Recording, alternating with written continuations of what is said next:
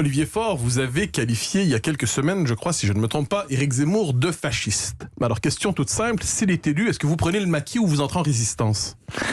Mais je me doutais tellement que vous alliez me poser cette question. Bien sûr, fasciste, c'est un gros mot.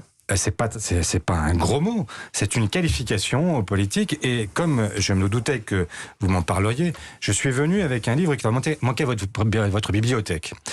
Ce livre est très court. En fait, c'est un livre d'Umberto Eco qui s'appelle Reconnaître le fascisme, qui est en fait un discours qu'il a prononcé à Columbia. Oui, j'ai lu. J'ai ça dans ma bibliothèque. Bon. Mais je reprends.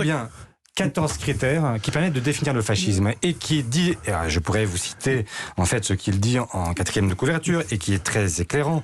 En fait, il dit le fascisme est toujours autour de nous, parfois en civil. Ce serait tellement plus confortable si quelqu'un s'avançait sur la scène du monde pour dire je veux rouvrir Auschwitz. Hélas, la vie n'est pas aussi simple. Le fascisme est susceptible de revenir sous les apparences les plus innocentes. Notre devoir est de le démasquer, de montrer du doigt chacune de ces nouvelles formes. Je vous pose la question, si c'est le fascisme, est-ce qu'on entre en résistance ensuite? C'est le maquis?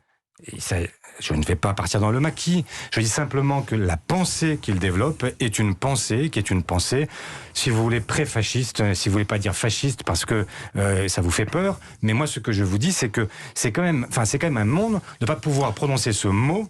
Je n'ai jamais prononcé pour d'autres. Je parle de l'extrême droite, j'ai jamais parlé des fascistes. Je dis simplement que ceux qui disent, regardez aujourd'hui qui sont ses soutiens, ça devrait quand même vous éclairer. Tous ceux qui sont négationnistes, révisionnistes, enfin de Renaud Camus jusqu'à Jean-Marie Le Pen, etc.